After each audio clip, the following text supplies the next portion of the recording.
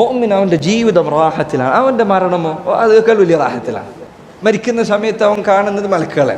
അവർ പറയുന്നു, യാ അയ്യതുഹൻ നഫ്സുൽ മുത്മഇന്ന ഇർജിഇ ഇലാ റബ്ബിക റാദിയതൻ മർദിയ ഫദ്ഖുലി ഫീ ഇബാദി വദ്ഖുലി ജന്നതി. മലക്കുകൾ അവനോട് പറയും, യാ അയ്യതുഹൻ നഫ്സുൽ മുത്മഇന്ന, സമാധാനമടഞ്ഞ ആത്മാവ്, ഇർജിഇ ഇലാ റബ്ബിക, നിന്റെ റബ്ബിലേക്ക് മടങ്ങിക്കൊള്ളൂ, റാദിയതൻ മർദിയ, നീ തൃപ്തിയുള്ളവനായിക്കൊണ്ട് അള്ളാഹു നിനക്ക് നൽകുന്നതിൽ നീ തൃപ്തിപ്പെടും, അള്ളാഹു നിന്നെ തൃപ്തിപ്പെട്ട നിലയിൽ. സുബ്ഹാനല്ലാഹ്, മരിക്കുമ്പോൾ റാഹത്തിലാണ്. നബി സല്ലല്ലാഹു അലൈഹി വസല്ലം മരിച്ചതുപോലെ ഫിർ റഫീഖിൽ അഅല, ഉന്നതരായ കൂട്ടുകാരോടൊപ്പം. അതാണ് മരണം. സുബ്ഹാനല്ലാഹ്, അതാണ് മരണം.